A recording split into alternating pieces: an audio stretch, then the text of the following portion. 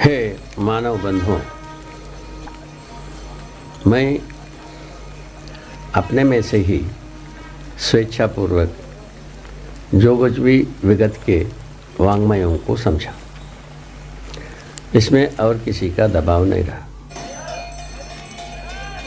समझने के बाद और मेरा एक कामना हुई, क्या होना चाहिए धरती। उसके लिए मैं अपने में से ही एक उद्गार पाया, वो है भूमि स्वर्ग हो, मनुष्य देवता हो, धर्म सफल हो और नित्य शुभ हो। ये लिखा हुआ आपने देखा है।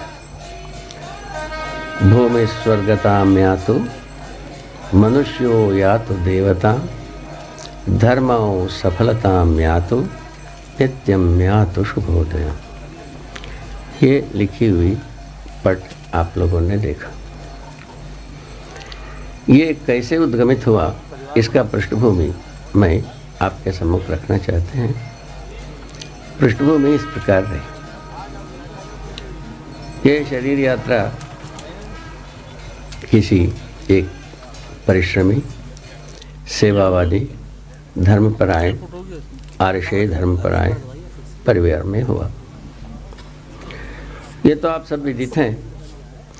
हर मानव संतान किसी न किसी माँ बाप के कोख में होता ही है, किसी न किसी धर्म परस्त होता ही है, किसी न किसी राज्य संविधान को स्वीकारा ही रहता है, परंपरा में प्राप्त शिक्षा में अर्पित होता ही है, नहीं अर्पित होता है शिक्षाविदों के अनुसार चलकर देखता है। यही आज तक की परंपरा की बात रही। उसी विधि से मैं भी जहाँ से शुरू किया, जिस परिवार में शुरू किया, यही सबसे गुजरने लगे। इसमें से रूढ़िगत बात, जो परंपरा में जो इनके साथ बैठो, इनके साथ नहीं बैठो, करो ना करो, और ये सब बातें शुरुआत जब से किए, इन रूढ़ियों से हमारा मन भरा नहीं। कुल मिला के ये बचपन की ही बात रहे। पहले पहले लोग ये बचपन की बात है ऐसे ही बुजुर्ग भी सोचते रहे। कुछ दिनों बाद वो बदलने लगी। दृष्टियाँ, मुद्रा, भंगिमा, त्योरी सब बदलने लगे। लगा मुझको कि हमारे बुजुर्ग हमसे प्रसन्न नहीं है। ये पहला हमारा दुख का कारण ये बना। इनको प्रसन्न भी कैसा किया जाए भाई? जैसा ये कहें वैसे ही करें, तो भी हम कसौटी लगाने लगे।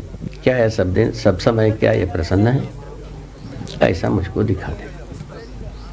मुख्य बात यहाँ से है, जब हमको ये लगवे नहीं किया कि हमारा बुजुर्ग हमको जैसा करो जैसा नहीं करो कहते हैं, वैसा खुद तो करते ही हैं, नहीं भी करते हैं, किंतु ये सब दिन से क्या प्रसन्न है? ऐसा पूछा तो ऐसा नहीं। जबकि उनसे ज़्यादा जो आर्षेय वाङ्मय के विद्वानों को कहीं पाया नहीं जा सकता। पाया जा सकता है तो उतने ही उच्च कोटि की विद्वानों को पाया जा सकता है। ऐसे सब स्थितियां होने के बाद हम हमारे में ये निर्णय कर लिया, किसी भी विधि से रूढ़ियों को तो मानना ही नहीं। ये एक प्रकार से प्रतिज्ञा सी होने लगी, और उसका कारण दूसरा जुड़ गई तो हमारे बुजुर्गों ने हमको समझा नहीं पाते थे। कुल मिलाकर इतने ही रहा। जितना जितना बार वो विफल होते रहे, उतना ही हमारा अहमता बढ़ता गया। ये हमारा अहमता बढ़ने की बात और जो रूढ़ियों से ना जुड़ने की बात, ये सब चीज एक साथ चलती आई। इस क्रम से चल के हम क्या करता है, अब बुजुर्गों ने ये दावा करने लगा ये कुछ समझा नहीं है, वेदांत को समझा नहीं है, वेद को समझा नहीं है, शास्त्र को समझा नहीं, दर्शन को समझा नहीं है, ये अपने आप में स्वयंभू के रूप में ये हर रूढ़ियों को, हर बातों को ना करो बातों को नकारता है। ये कहाँ तक ठीक है? इस मुद्दे पर बुजुर्गों ने जब चिंता व्यक्त करने लगे कि वह हमारे लिए भी दूसरा दर्द का कारण बना। मैं अब क्या करता, अब दूसरा कोई रास्ता नहीं रहा, तो मैं आर्षे ग्रंथों के अनुसार वेदांत को समझा, उसी को सर्वोपरि मानते थे। पहला भूमि है वेदांत माने वैदिक विचार का कर्म उस चीज़ को मानते हैं वैदिक विचार के अनुसार जिससे स्वर्ग मिलता है, उसको कर्म मानते हैं। बाकी सबको और कुछ कहते हैं। उपासना उसको कहते हैं जिसमें इंद्र बनना हो, चंद्र बनना हो और कुछ देवी देवता बनना हो, उसके लिए जो उपक्रम है उसको वे उपासना कहते हैं। तीसरा शीर्ष भाग में यही कहते हैं ज्ञान ही सर्वोपरि वस्तु है। ज्ञान क्या है पूछा, ब्रह्म क्या चीज़ है पूछा, तुम समझोगे नहीं तो फिर बाद में हम कैसे पाएंगे?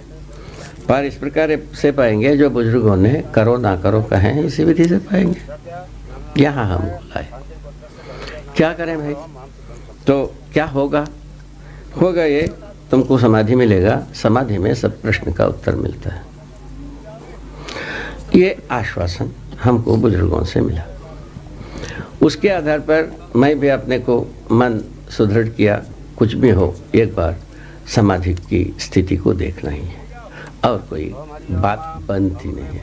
ना हमारा कोई दावा का मतलब है, ना करने का कोई मतलब नहीं है, करो का भी मतलब नहीं है। एक बार हमको अपने प्रश्न का उत्तर होना चाहिए। वो प्रश्न का उत्तर के प्रश्न इस प्रकार से बना, वेदांत को हम भले प्रकार से सुनने के बाद पहले तो ये बना, ये बंधन और मोक्ष दो बात शुरू करते हैं। मायावश हम बंधन में रहते हैं, ऐसा वो कहते हैं। तो माने मोक्ष जो है ब्रह्म में आत्मा विलय होने की बात करते हैं। आत्मा कहाँ से आया तो वो बोलते हैं जो जीवों के हृदय में ब्रह्म स्वयं आत्मा के रूप में निवास करता है, ये बताते हैं।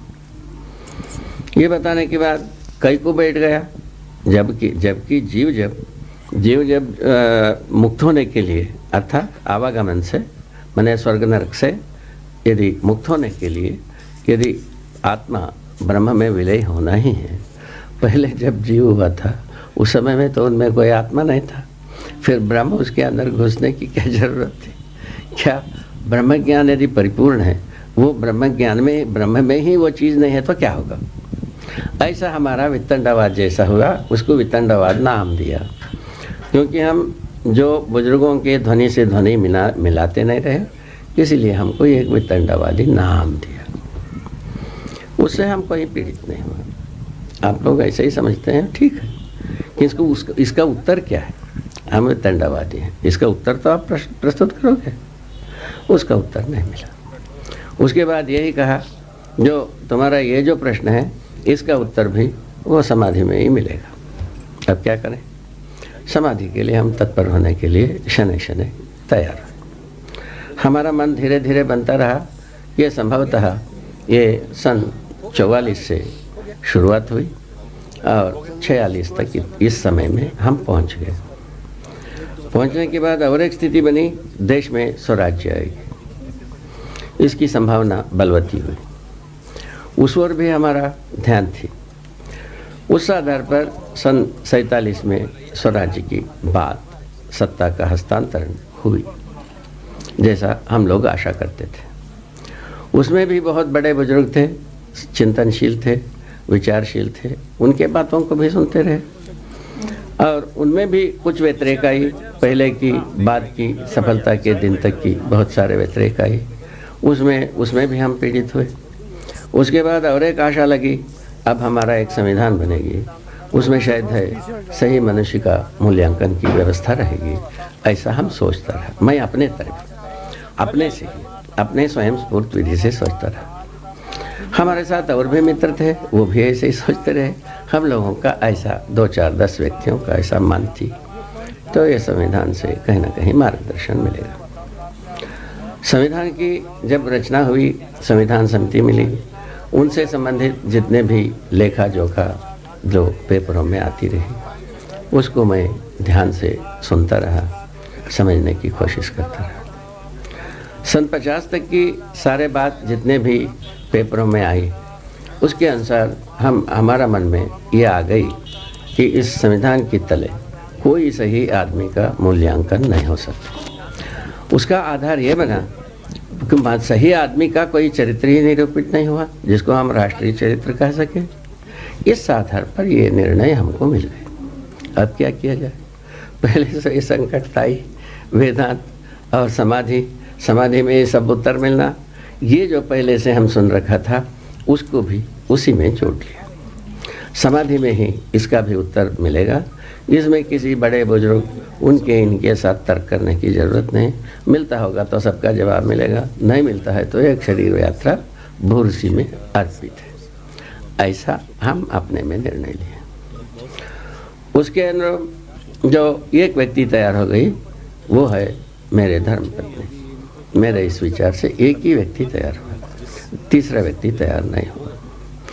एक ही व्यक्ति तैयार हुए, वो हम अमरकंटक को एक ऐसे स्थली, पावन स्थली, नर्मदा जी का उद्गम स्थली, ये सब सुनते ही रहे। उस पावन विचार के आधार पर हो न हो वहीं जाकर के क्यों ना ये प्रयत्न किया जाए, अंतिम प्रयत्न। ऐसा सोच करके अमरकंटक में आकर हम हमारे ढंग से एक तरीके से उसका नाम है आगम तंत्रोपासना विधि। उस विधि से समाधि की एक तरीका बताई गई है।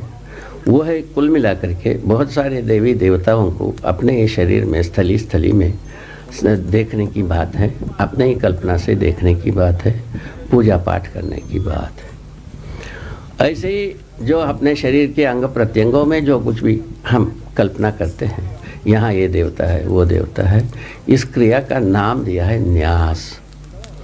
उसके मूल में ये सूत्र दिया है, देवो भूत्वा देवा न्यजित। तुम स्वयं देव रूप होकर के ही तुम देवताओं का आराधना करोगे, इष्ट देव का आराधना करोगे। ये बात मुझको बताई गई थी। उसके साथ ईमानदारी से उसी प्रकार करने के लिए हम तत्पर हुआ। उसमें जैसा बन पड़ता था वैसा करता रहा, यही कहना बनता है। करते करते एक दिन ऐसा आया कि हम देवी देवताओं से की सानिध्य से मुक्त हो गए। मुझको ऐसा लगने लगा मैं हूँ, ये बोध था। हमारे पास कोई विचार नहीं था, पूजा करने की विचार नहीं था, स्तुति करने की कोई विचार नहीं था, आराधना करने की कोई विचार नहीं था, ना हमको पाना है कोई चीज़, ऐसा भी कोई विचार नहीं था। हमारे पास कोई चीज़ है ये भी विचार नहीं था, हमको कुछ करना है ये भी कोई विचार नहीं था। इतनी ही बात, छोटी सी बात। ये घटना हुई। ये घटना होने के कुछ घंटों बाद, मैंने कुछ घंटों तक यही स्थिति रही। उसके बाद जैसा ही मुझको लगा कि हमारा शरीर का बोध हुआ, समय का बोध हुआ और स्थल का बोध हुआ, ये तीनों का जब बोध हुआ तब हमको पता लगा कि ये तीनों को हम बोधे नहीं रहा, जो हमारे पास जो विचार ही नहीं था। ऐसा भी ये मुझको विश्वास हुआ। यह होने के बाद मैं सोचने लगा मुझको समाधि स्थिति आ गई। उस समाधि स्थिति को हर दिन दोहराता रहा, कई घंटों तक दोहराता रहा। ये प्रतीक्षा करता रहा अभी इसका हमारा प्रश्नों का उत्तर मिलेगा, अभी मिलेगा, अभी मिलेगा। किंतु बरसों प्रतीक्षा करने के बाद वो प्रश्न का उत्तर मिला नहीं। ये दूसरा विफलता आई। अब क्या करें? अब वेदांत को समझने से समझ में नहीं आया, कोई उत्तर मिला नहीं। और तो समाधि के बाद उत्तर मिलेगा, ये मैंने ये भी उपनिषद भी कहता है और बुजुर्ग हमारे सामने जीता जागता बुजुर्ग लोग भी कहते रहे, किंतु वो भी नहीं मिला। हमारा परिवार में ही जो सर्वोपरि विद्वान वो कुछ बता नहीं पाते हैं। अब कहाँ जाए? अब किसी के ऊपर आरोप लगाने की कोई जगह ही नहीं रहा। इस शिकंजे में हम न अपने ढंग से रहे, चाहे हंसते रहे, चाहे कराते रहे, जैसे भी वैसे रहते रहे। रहते रहते एक दिन ऐसा मन में आया कि भाई वाकई में समाधि की बात तो सुना था, हमको ये विश्वास भी हुआ समाधि हो गया, किंतु समाधि ये है, इसको कैसा हम दूसरों को बता पाओ, इसको हम कैसा सुदृढ़ कैसा मानो, ये प्रमाण क्या मानो। इसमें बताने की कोई चीज़ें नहीं है, बताने की चीज़ नहीं है तो हम प्रमाण क्या प्रस्तुत करेंगे। ये संकट गहराया तो स्वाभाविक था कि हमको समाधि हुआ कि नहीं, इसको आजमाने के लिए मैंने संयम नाम की एक क्रिया की। ये भी इशारा पूर्वजों से ही मिली थी। ये पतंजलि योग सूत्र में उल्लेखित है। उसमें लिखा है धारणा ध्यान समाधि त्रय में एकत्रत्वात् संयमः, ये लिखा है। उसको कोई भी मेधावी व्यक्ति पढ़ के देख सकता है। उस संयम के बारे में कुछ भी लिखा, हमको वो कोई बोध नहीं हुआ। अपने ढंग से हम एक समाधि का एक चित्र बनाया, तरीका बनाया, उस तरीके से हम संयम किया।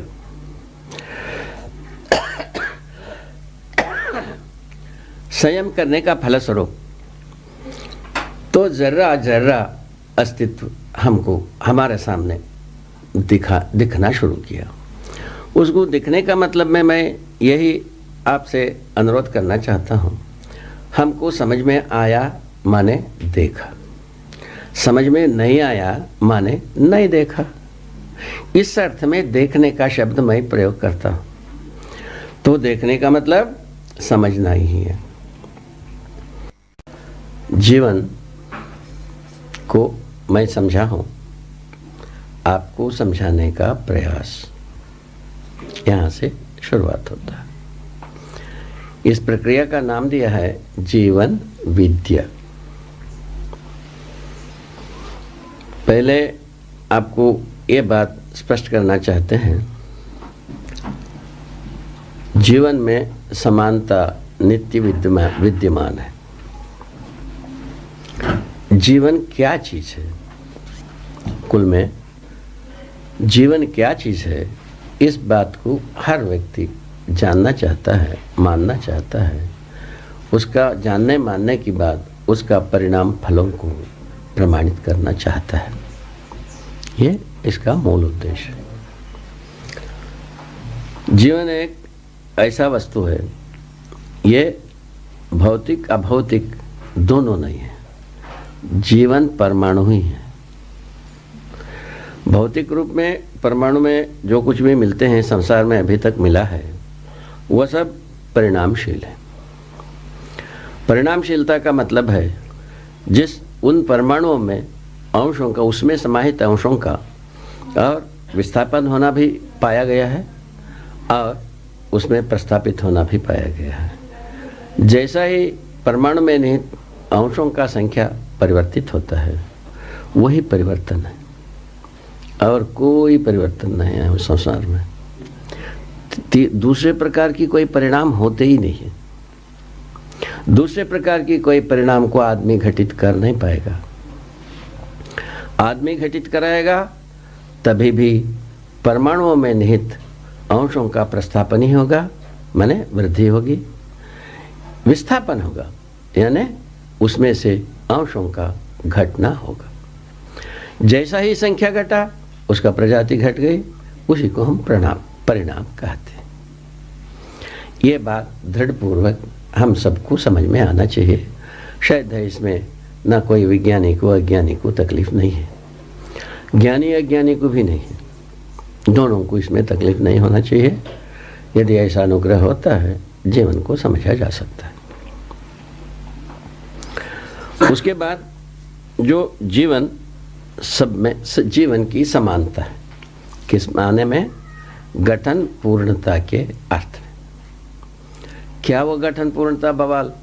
ये की बवाल है, उसमें ना तो विस्थापन होता है ना प्रस्थापन होता है। इतने छोटा सा काम, इतनी छोटा सा काम को हम तिल को ताड़ बना करके हम समझे नहीं हैं, हम समझने को प्रयत्न नहीं कर पाए हैं। ये अपने बलिहारी है कि दूसरे की बलिहारी है, ये सोचने की बात। जैसा ही परमाणु में जो परिवर्तन होने वाली जब तक स्थितियां आती हैं, उन परमाणुओं का एक कतार है। उन कतार में ये भी पाया गया है, ये भी देखा गया है, ये भी समझा गया है कि कुछ संख्यात्मक परमाणु प्रजाति तक लगता है इन परमाणुओं में अंशों की आवश्यकता बनी हुई है। उसका नाम दिया है भू का परमाणु। दूसरा, वहाँ से दूसरी जगह में जाते हैं, कई ऐसे कतार से कई संख्यात्मक परमाणु ऐसे हैं जिनमें से कुछ अंश बहिर्गत होना चाह रहे हैं। उसका नाम दिया है अजीर्ण परमाणु। इस ढंग से अजीर्ण परमाणु कुछ संख्यात्मक प्रजाति में मिलते हैं अस्तित्व में, और भू के परमाणु में कुछ संख्यात्मक परमाणु प्रजाति के रूप में मिलते हैं। ये समझ में आता है। ये अजीर्ण और भूखे की जो भाषा प्रयोग किया, ये मानव से संबद्ध। मानव भूखा तभी होता है, भूखा जब कभी भी होता है तब वो तृप्त होने के अर्थ में ही होता है। जब जब अजीर्ण को अजीर्णित हो जाता है, वो भी तृप्त होने के अर्थ में ही रहता है। क्या बात, ये सोचने की बात है, समझने की बात है।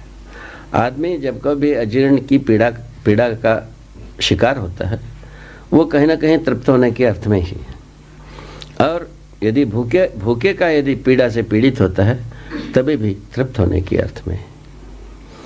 ये दोनों कतार किसी तृप्त परमाणु के ओर संकेत करते हैं। वो तृप्त परमाणु है गठनपूर्ण परमाणु। ये गठनपूर्ण परमाणु ही है जो कि चैतन्य इकाई। चैतन्य इकाई का नाम कैसा दे दिया? क्योंकि संज्ञानशीलता को, संवेदनशीलता को पूरा का पूरा प्रमाणित करने का ताकत जीवन में ही है। ठीक, तो जीवन के अभाव में जो शरीर यदि रचित भी कर लें तो भी ना तो संवेदनशीलता को प्रमाणित करेगा, संज्ञानशीलता तो दिल्ली दूर है ही। ठीक है, इस ढंग से मनुष्य संवेदनशीलता, संज्ञानशीलता, इन दोनों को प्रमाणित करने की क्रम में ही व्यवस्था में जीना बनता है, समग्र व्यवस्था में भागीदारी करना बनता है। छोटा सा काम, एक छोटी सी घाट है। ये यदि आदमी के हाथ में आ जाता है, उसके पहले आप बताया हम तभी सार्थक मानेंगे आप जब समझ गए, हमारा समझाना सार्थक हुआ। वो कब प्रमाणित हुआ? जब आप दूसरों को समझा लेंगे। तब तक तो हम सार्थक नहीं मानते हैं, प्रमाण नहीं मानते हैं। आपको समझाते तक हम पहुंचते हैं, तब अपने को सार्थक मानते हैं। आप दूसरों को समझाया तब उसको प्रमाण मानते हैं। यह हमारा सोचने की तरीका है। इसमें आप लोग जहाँ तक मैंने सम्मत होते हो नहीं होते हो, इस बात को आप ही को सोचना है, मूल्यांकन करना है। ठीक हो? चैतन्य इकाई अपने आप में सूत्रित व्याख्यायित है, जो संज्ञानशीलता, संवेदनशीलता को प्रमाणित करना है। संवेदनशीलता को जीवावस्था के जीव जानवर सब प्रमाणित कर गए, और मानव ये कैसा फंसा हुआ है, यह संज्ञानशीलता को प्रमाणित किए बिना ये स्वस्थ हो नहीं सकता। चाहे अपन कितने भी तरीके से सिर कूट लें, अंततोगत्वा सिर कूटना ही हाथ लगेगी, और मैंने जो मानव चाहता है वो मिलेगा नहीं। अब चाहता क्या है भाई मानव? चाहता सुखी होना चाहता है। कुल मिला के सुखी होने के लिए कभी हम सोचते हैं संग्रह से सुखी हो जाऊंगा, सुविधा से सुखी हो जाऊंगा, कभी तप से सुखी हो जाऊंगा, कभी जप से सुखी हो जाएंगे, कभी योग से सुखी हो जाएंगे, उससे हो जाएंगे, इससे हो जाएंगे। इसी प्रकार हाथ पैर कूट ही रहे हैं, हाथ पैर पटकी रहे हैं।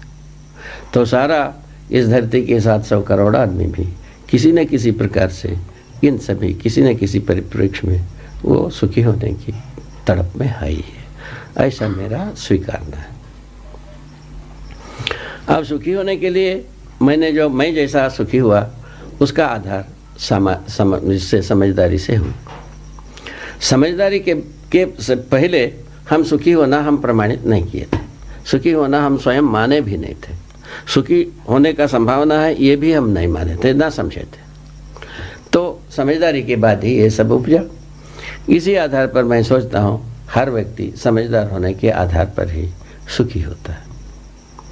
सुखी होने का एक ही बात है, सही में हम माने एक हैं मानव, गलती में अनेक है। ना समझी से गलती होती है, सही से कोई गलती होने का चांसेस है नहीं। इस ढंग से हम एक वाक्य में आ सकते हैं।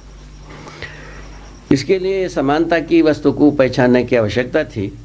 तो इसमें कौन सा ऐसा चीज़ है तो सही को ले करके धारक वाहक बन करके दौड़ता है, वो चीज़ मुझको समझ में आया है, वो है जीवन। जीवन जब अपने समझदारी के साथ जीता है, हर जगह में समाधान को प्रस्तुत करता है। समाधान के साथ हर व्यक्ति सुखी होता है। समस्या